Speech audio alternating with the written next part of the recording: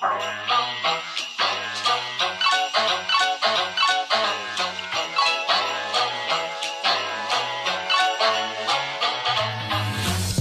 par ici, j'espère que vous allez bien. Aujourd'hui c'est un peu l'effervescence, je vais vous montrer ça puisque nous sommes le 5 ou 6 novembre. Le 6, j'étais persuadée qu'on était le 5. Le 6 novembre et hier j'ai fait mon shopping de Noël comme j'ai pu. Donc c'est-à-dire le click and collect chez Truffaut. En sachant que j'étais allée, enfin heureusement que j'anticipe toujours au maximum. J'avais déjà acheté des décos courant octobre, notamment chez Emma et compagnie, Zodio, tout ça. Et parce que vu qu'on a aménagé dans la nouvelle maison, bien sûr la déco de Noël va s'adapter aussi. Et là vous allez voir que on est en train de calculer justement avec Romain, prendre les mesures et tout. Et peut-être, mais je dis bien peut-être, que j'ai vu un petit peu en grand Noël cette année, on va voir, hein, parce que du coup on va devoir rebouger tout le salon.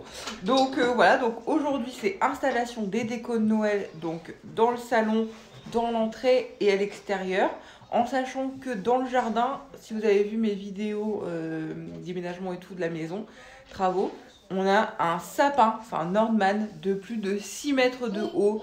Et comment en période de Noël ne pas décorer un sapin de Noël dans le jardin? Bon, par contre on va voir, parce que vu qu'on a le vertige, Romain et moi, je sais pas comment on va faire pour installer la déco. Ça va être... On va fermer les yeux. On va fermer les yeux, ouais, il vaut mieux éviter. Ça va être périlleux encore, mais bon.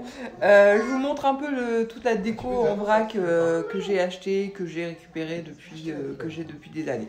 Voilà, je vous montre ça. Bon, là, voilà, déjà, on commence, on est dans le salon, et il y a un peu de tout. Là, c'est le petit village en porcelaine que j'ai acheté en octobre dernier chez Emma. J'avais craqué, ils avaient déjà installé la déco de Noël. Ça, c'est ce que j'ai chopé chez Truffaut. Moi, je voulais vraiment pas commander chez Amazon. J'ai pris des nœuds comme ça qui vont aller dans le sapin, qui vont aller sur les guirlandes, des jolis rubans comme ça. Tout ça vient chez Truffaut. En septembre, je crois, ouais, donc début octobre, chez Action. J'en voulais impérativement un. Je vous avais fait des stories sur sur Instagram. C'est un tour de sapin, mais vu que le sapin est immense, je sais pas, j'espère qu'il va rentrer. Ah, il y a les côtes. Bon, j'espère que ça va rentrer. Je l'avais acheté pour 9 €. Là, c'est des petits rennes que vous allez voir tout à l'heure électriques. Ça, c'est toute la déco, ce genre de petites branches, des boules. Ça, c'est des grosses boules pour le sapin. Ça, tout ça, c'est déco de l'année dernière. Ça, c'est ce que j'ai racheté hier, le cerf pailleté, des guirlandes en sapin artificiel. Pour mettre ici sur la rampe, il faut que je nettoie tout ça parce que je vais nettoyer aussi. Encore un carton, enfin il y en a un peu partout. Et donc voilà la bête. Donc acheté juste avant le confinement chez Truffaut. Vous voyez là, 2,40. Fait 2,40 m parce qu'on a une belle hauteur sous plafond. Donc je me suis dit pourquoi pas en profiter. Sauf que, vu qu'on a presque 3 mètres de plafond, ça pose pas problème en hauteur. Mais, oui ma chérie, mais en diamètre, vous allez regarder, 1,47 de diamètre. Ça fait quasiment la taille du meuble télé. Ça, je n'y ai pas pensé. Donc, on va voir ça. Donc là, vous avez une jolie demoiselle. Ça sert à rien de courir, on va devoir... Donc, voilà le salon un peu débarrassé, en tout cas des décos d'Halloween. Donc, on va dire que mon objectif... Là, c'est le canapé. Là, j'ai pas envie de me débarrasser du miroir. Donc, c'est de mettre le canapé ici en oblique, quand même qu'on puisse voir la télé, et mettre le sapin près de la fenêtre. Le souci, c'est qu'il fait 1,47 de diamètre, donc ça va arriver là, ici, à peu près au milieu du tapis. Voilà, donc à voir. L'autre option, si jamais ça passe pas, parce que ça me ferait vraiment que ça ne puisse pas aller au niveau de la fenêtre, c'est de le mettre là, mais même là, on n'a pas 1,47. Donc, à voir. Donc, on va tout bouger, tout nettoyer en même temps. Hein. On va en profiter et c'est parti. Je vous montre.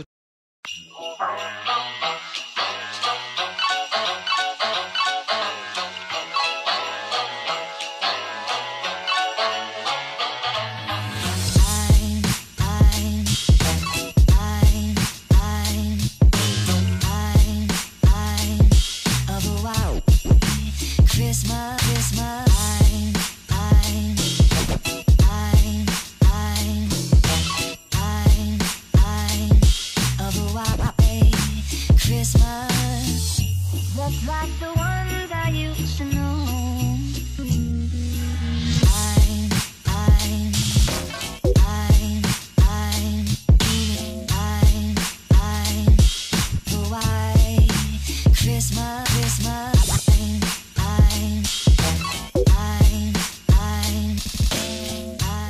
Le tour de panier, enfin en osier là, le cache-pied, il est trop petit. Il manque quoi, même pas 5 cm, pourtant il fait 60 cm de diamètre et le pied du sapin, pas forcément en conséquence du sapin est plus haut. Donc, astuce d'arnaqueuse, il est pas posé, mais c'est pas grave, de toute façon c'est décoratif, ça va pas empêcher la stabilité. On préfère que le sapin soit stable plutôt, et vous voyez, si on regarde de devant, on voit pas trop qu'il est bué quoi. Voilà, on va casser les cachets avec les branches et ça ira.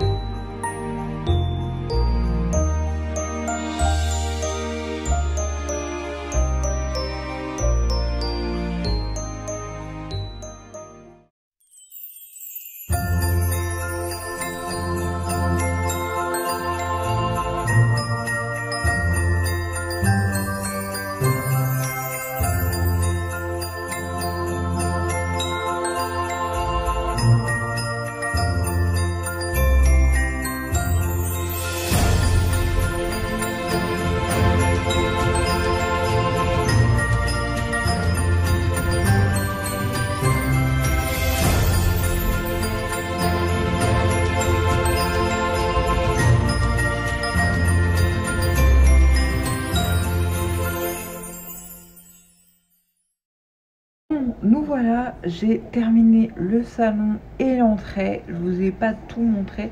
justement pour vous laisser la surprise. Là il nous reste l'extérieur, je vais vous montrer ce dont je vous parlais tout à l'heure avec l'immense sapin qu'on a dans le jardin. Donc je vais me dépêcher parce que là il va bientôt faire nuit. On a débarrassé toute la déco d'Halloween et d'automne qui était là. Ça c'est des chrysanthèmes. Elles sont pas, voilà, elles sont pas en bonne santé les pauvres. Et je vais nettoyer bien sûr le porche d'abord, puisque je vais pas mettre grand chose parce que du coup avec le confinement j'ai pas trouvé les décos que j'aurais aimé trouver. Donc j'ai fait avec ce que j'avais. Donc là je vais mettre ce que j'ai prévu en déco ou peut-être ailleurs. On va voir, j'improvise toujours à chaque fois de toute façon. Et là, voilà le sapin que Romain va devoir décorer avec l'immense sac de boules que j'ai mise. Et là-bas sur mon petit portillon, moi je mettrai tout simplement une couronne. Voilà. Donc voilà pour les petites décos qu'on doit faire encore. Il y a encore des restes, des accroches d'Halloween. Je pense que je vais vous arrêter de vous montrer les décos maintenant et vous aurez la surprise de la découverte juste après.